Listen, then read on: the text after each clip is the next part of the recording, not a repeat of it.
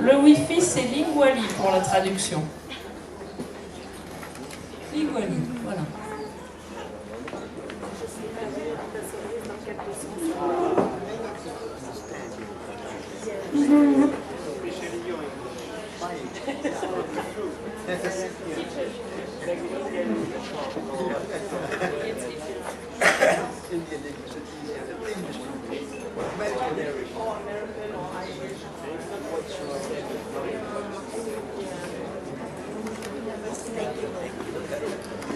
Ok, bonsoir à tous. On va commencer cette conférence.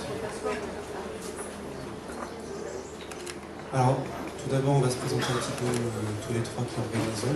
Oui. Peut-être on peut s'assurer que tout le monde soit bien assis parce qu'il y a des personnes là au fond. Ça va, vous êtes bien là au fond? Parce qu'il reste des chaises, hein, sinon. Moi, je voyais les gens là, dans les canapés. Ah, c'est bon, tout le monde a l'air d'être là. Il y a une dame ici qui n'a pas de téléphone et qui a besoin de partager avec quelqu'un. Ah, voilà. Vous donnez votre téléphone. On vous donne un téléphone. Vous avez bien fait de venir.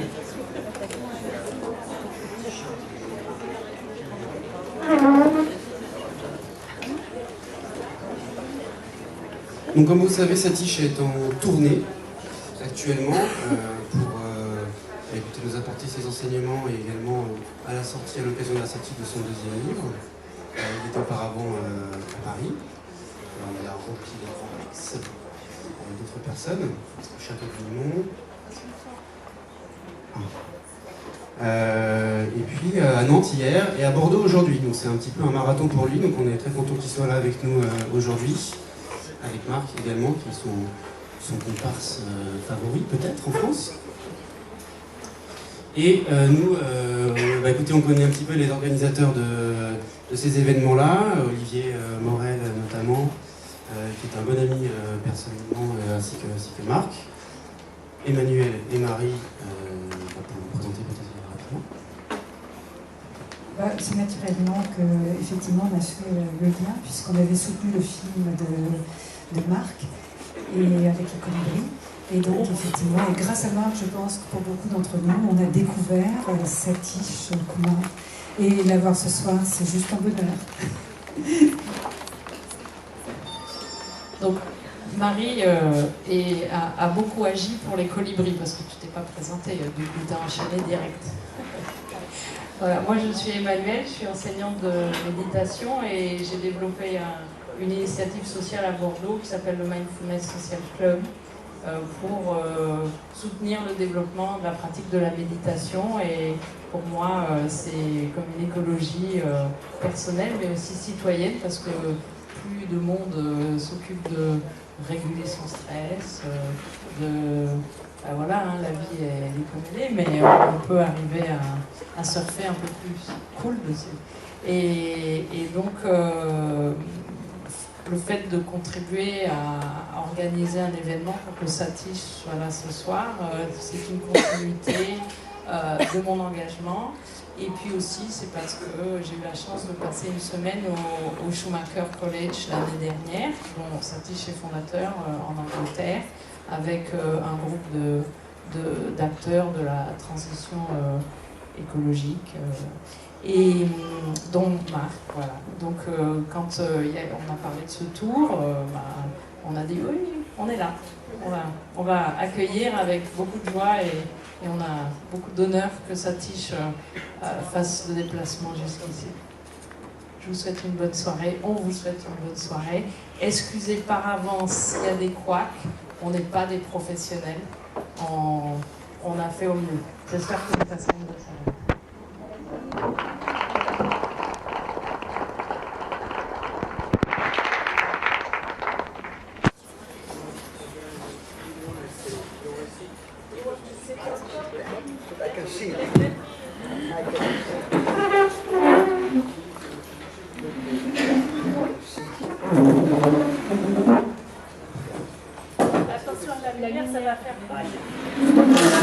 Satish, il avait envie de vous voir. Il voulait voir un peu vos regards, vos yeux, tout ça. I can see you better now.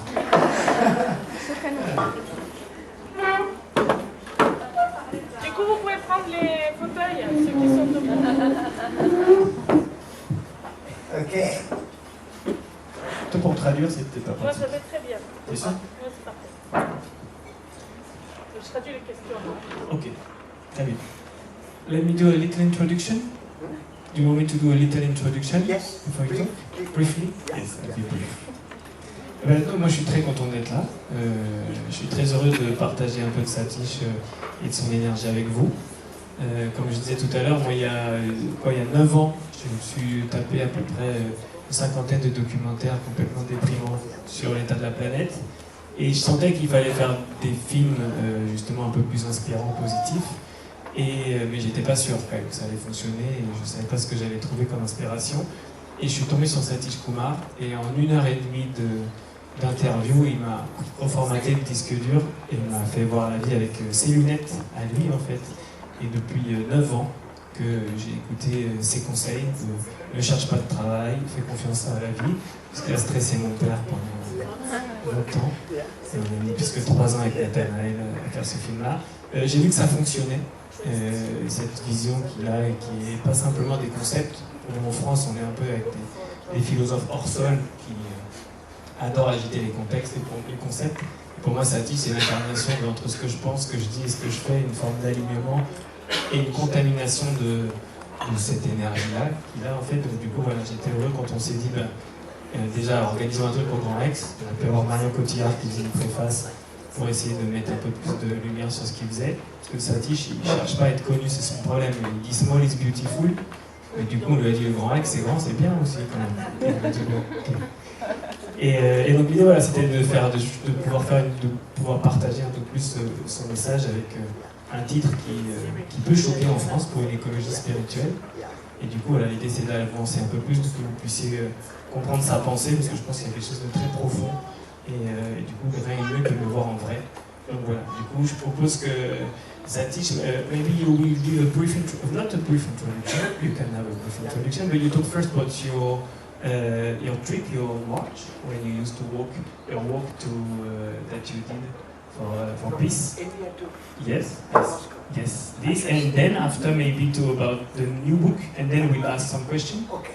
So, donc l'idée c'était que lui vous présente un peu sa vie, parce qu'au début il a quand même une vie super inspirante, il va vous raconter un peu une grande marche qu'il a faite.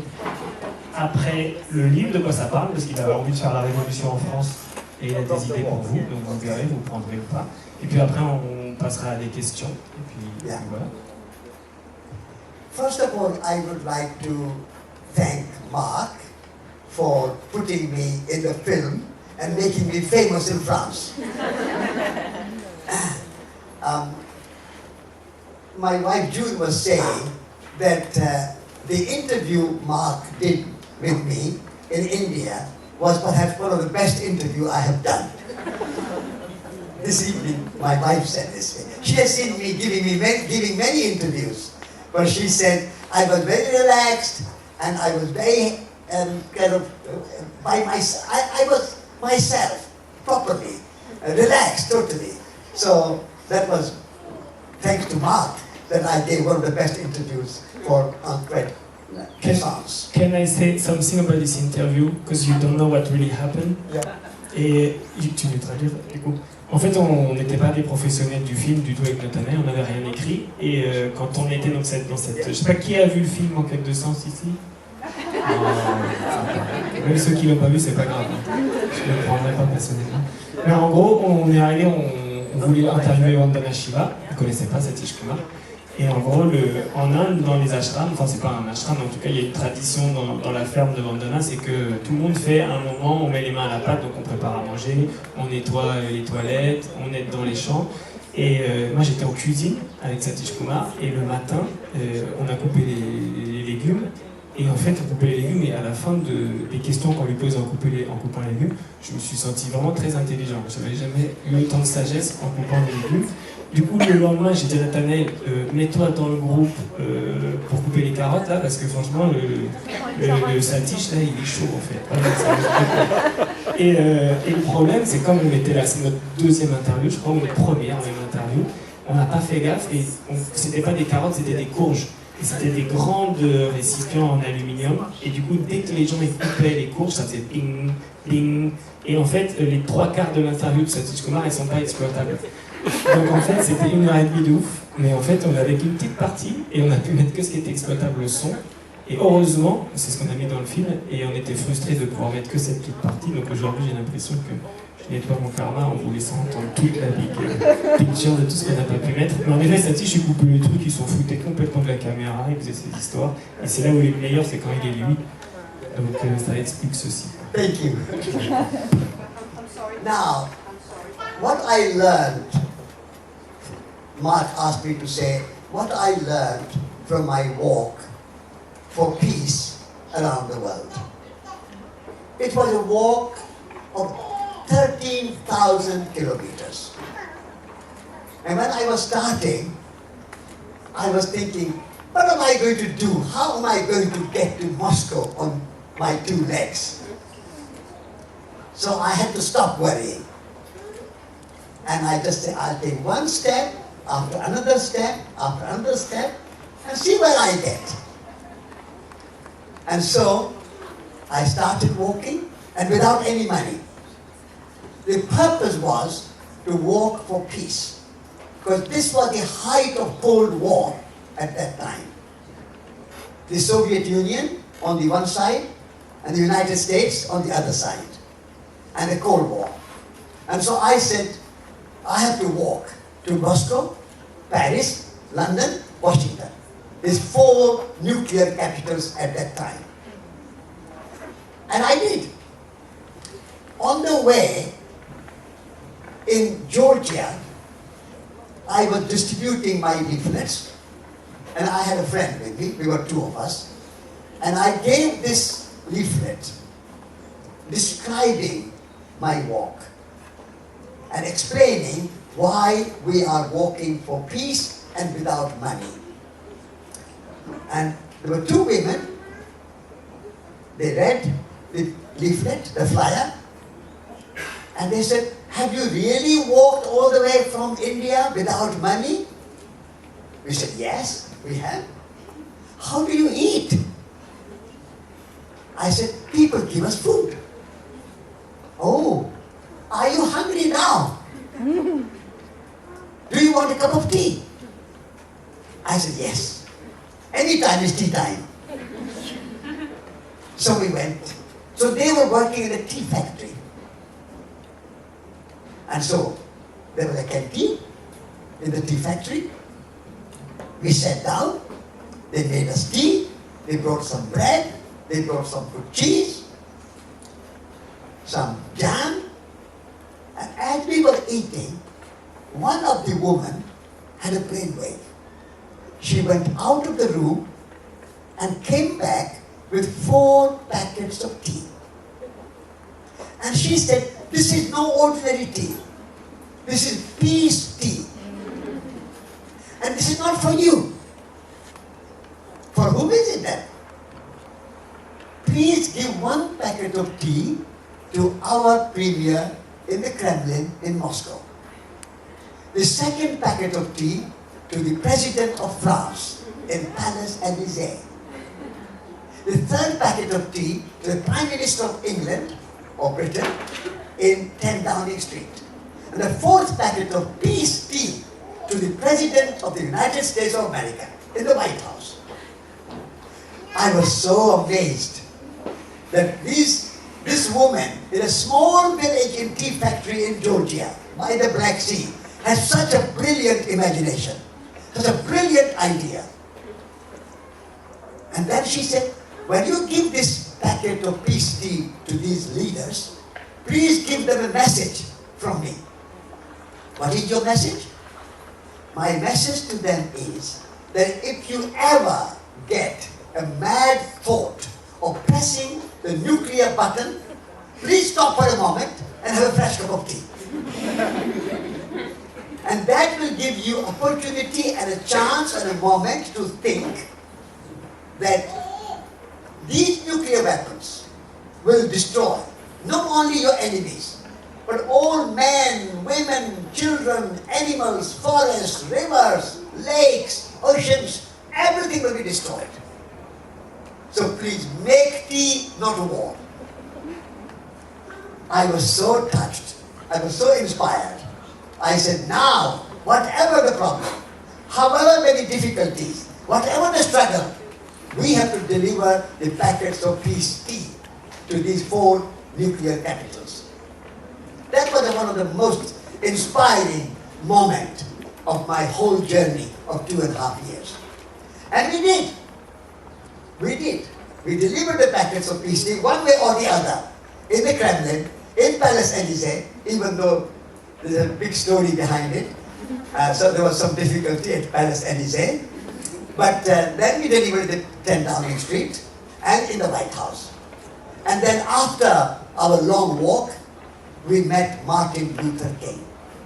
That was one of the highlights of our walk. And what I learned from this long walk was that peace is not only an absence of war, peace is a way of life. And we have to have peace in our heart. If we are not at peace within ourselves, we cannot make peace in the world. And so, first of all, we have to have peace with ourselves. Then, we have to make peace with nature, the Mother Earth.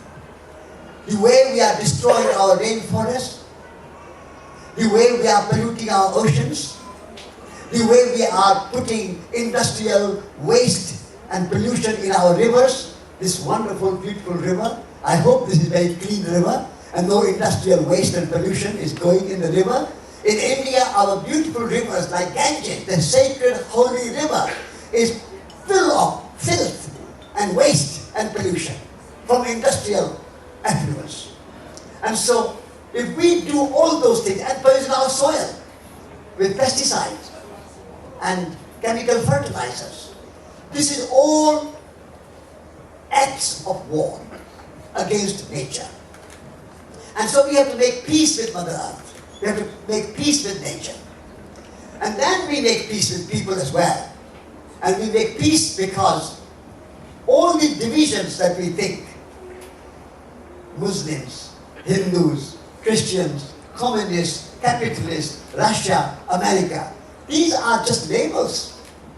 When astronauts took picture of the planet Earth from the sky, the blue planet, there are no borders. In that picture there is no France, there is no Europe, there is no America, there is no Russia, there is no China, there is no India. They are all one Earth. But we have created these divisions, these dualistic divisions. And so unless we see entire Earth as one Earth, and one humanity, and one future that we share on this planet home, there cannot be peace. This is what I learned. That we have to make peace. This is why I wrote this book. Spiritual ecology. Soil, soul, society.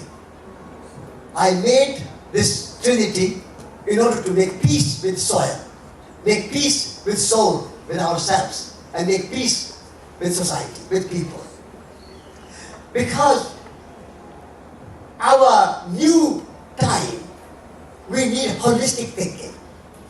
The time for dualistic thinking, the time for separational thinking is over. We have to start thinking in a holistic way. And this trinity is a holistic trinity. And I call it spiritual ecology or deep ecology. Because our ecology movement, our environmental movement is very much social, political, scientific, technological, but our environmental movement and ecology movement lacks the spiritual dimension. Unless we also consider the spirituality as an integral part of our ecology movement, then ecology movement is not complete. Because ecology is only about outer. We look at ecology as only an outer world. The forests, the rivers, the mountains, and human beings. But we are also inner world. We have inner reality. And unless we understand and recognize and take care of our inner world, outer world cannot be looked after. If our minds are corrupted and polluted, and our consciousness is polluted, and our world view is polluted, then we pollute the world outside. And so, our environment inside, in the inner environment, the inner ecology, is as important for me as the outer ecology. This is why I call my book Spiritual Ecology. And that spiritual ecology has these three dimensions, these three new trinity, what I call soil, soul, society, earth, spirit, and humanity. These are the three dimensions of ecological spiritual ecology. And I think this is very pertinent because I'm now in France and I'm presenting a new trinity because France is very famous for its revolutionary French Revolution trinity of égalité, liberté, and fraternité. But that is a very anthropocentric trinity about human equality, human liberty, human fraternity. But we need to go beyond just human equality. We have to give equality to nature. Nature has also rights. As human rights we believe in, also we have to believe in the rights of nature. This great river that's flowing through your beautiful city of Bordeaux, this beautiful river has rights. The mountains have rights. The animals have rights. The birds have rights. The insects have rights. So when we recognize those rights of nature and balance it with human rights, then it becomes a new trinity. And so I present this new trinity to you, and I'm saying that with this new trinity, we need a second French Revolution. The first French Revolution was violent revolution. And there were two parties, enemies to each other, conquering one another, and setting a new government. This new revolution is not a violent revolution, it is a love revolution. It's a non-violent revolution. And in this revolution, there are no enemies out there. We are all part of this revolution. And this revolution begins in our consciousness, in our worldview, in our mindset, in our way of life. If we cannot be the change that we want to see in the world, we cannot bring about change in the world. So this is why I present this new book to you of Soil, Soul, Society. This new trinity for our time. Thank you.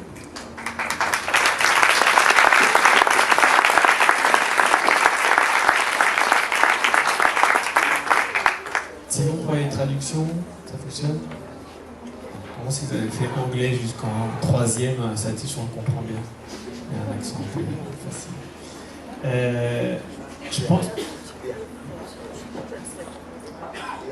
Je pense que ce qui est important quand on parle d'écologie spirituelle, on est en France dans un pays où justement la spiritualité c'est un peu un gros mot. Il y a la laïcité qui permet de séparer le pouvoir de la religion et souvent dans l'histoire ça a mal tourné quand les deux s'allient, donc c'était une bonne chose. Mais j'ai souvent l'impression qu'on a mélangé on a acheté le bébé avec l'eau du bain. Et du coup, qu'est-ce qu'on entend par spiritualité? Je pense que c'est propre à chacun. Pour moi aussi c'est le lien entre mon esprit, mon esprit, mon corps, mes pensées, mon âme, pour ceux qui pensent qu'on a une âme, le rapport à la nature, le rapport au collectif. Mais je pense que c'est peut-être important d'entendre SATISH sur lui, qu'est-ce qu'il appelle la spiritualité, la différence avec la religion notamment, et cette idée de laïcité en fait, est-ce qu'on passe pas à côté de certaines valeurs qui sont essentielles qu'on met derrière la spiritualité, au-delà de tout dogme et de toute théologie? Yeah. What is spirituality? First of all, we have to understand the word spirit. The word spirit comes from breathing. Inspirare, expirare. There is a famous scientist in Britain called Richard Dawkins. He is a professor of science in Oxford University.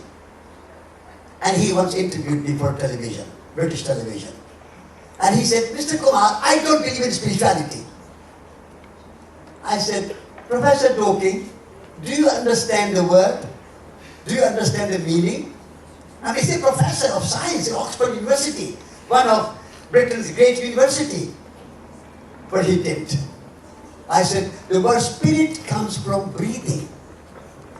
You say you don't believe in spirituality. Don't you believe in breathing? So he was a bit surprised. So Cartesian scientific rational thinking is that nothing exists which cannot be measured. Only existence is that which can be measured. But you cannot measure air. You cannot measure how much breath you are breathing. Are you breathing 1 ounce? Or 1 kilo? Or 1 ton? How much are you breathing? How much air there is in this room? You cannot measure air. Air is not physical. This is why the spirituality is metaphysical. Now please don't confuse spirituality with religion. Religion has organizations, have labels, have a theology, have a belief system. So you are Hindus, you are Muslims, you are Christians, you are Jews, you are this, you are that. You are separating humanity. So religion can divide you, but spirituality unites you. Because we are all breathing the same air. So through air, we are related. So spirituality is all about relationships. All the words of spirituality are about relationship. Love is a spiritual word. What is love? You have to have someone to love. It's a relationship. Compassion is a spiritual word. What is compassion? Somebody is suffering. Somebody is in pain. You share their pain. You share their suffering. That's a spirituality. Generosity is a spiritual term. What is generosity? When somebody, you give a gift with open heart. Generosity of spirit. So all the words of spirituality are related to relationship. So why we want ecological spirituality or spiritual ecology? Because our relationship with the Mother Earth, with nature, is now broken down. We look at nature as something like a slave. Nature is a resource for our economy. So nature is down there, below, only useful to us. That's a shallow ecology. That's a materialistic ecology. But when you give the intrinsic value to nature, that's a deep ecology. Nature is sacred. Nature is alive. This is Gaia theory, Gaia science, which is a very beautiful new science. Earth is alive. Earth is a living being. Earth is intelligent. Earth has soul. Anima mundi. Earth has spirit. When you look at Earth as a living organism, and not like the old scientists believe that Earth is a dead rock. Soil is dead. Soil cannot produce any food, so you have to put chemical fertilizers into it. So that kind of dead rock idea, only a materialistic idea, has to change. And deep ecology, accepting the intrinsic value of nature, is spiritual ecology. And when you have that relationship with nature and with the soil, we are human beings. Where did the word human come from? Human word comes from humus. In Latin, humus means soil. So human beings are literally soil beings. We are